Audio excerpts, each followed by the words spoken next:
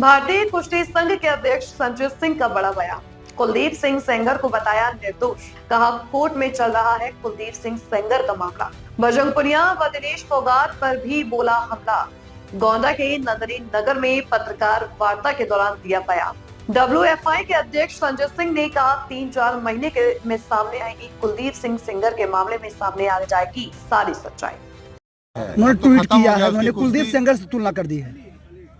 देखिए, कुलदीप सेंगर भी निर्दोष हैं, कोर्ट में चल रहा है और नेताजी का तो कहीं से कुछ है ही नहीं और उनका आ जाएगा सामने। अभी 2-4 महीना केवल आप लोग वेट करिए, उनकी सारी सच्चाई सामने आ जाएगी। सारे पहलवान एक्सपोज हो चुके। तो जिस तरह आरोप लगाए, धरना प्रदर्शन किए, एक के बाद एक बयानों से हट रहे हैं, क्या माना जाए?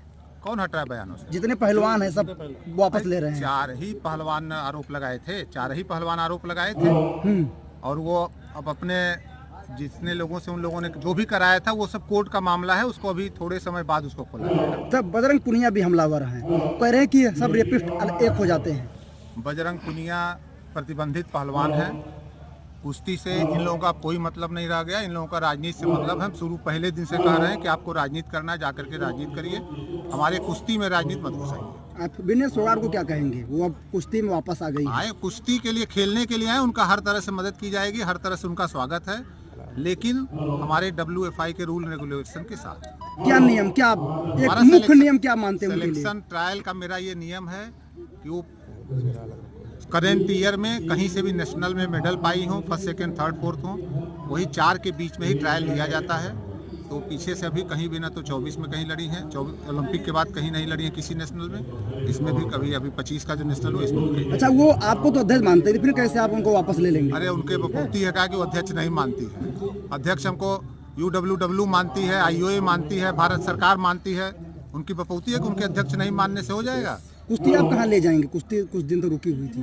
कुश्ती तो रुकने के बाद तो आ गई। वर्ल्ड चैंपियनशिप का आपका चैंपियनशिप आ रही हिंदुस्तान में, देखिए इससे अच्छा क्या होगा कि इतने बर्बाद होने के बाद 1.5 साल तक कुश्ती रुकने के बाद वर्ल्ड चैंपियनशिप इंडिया में आने लगी। इससे बढ़िया कुछ हो सकता है?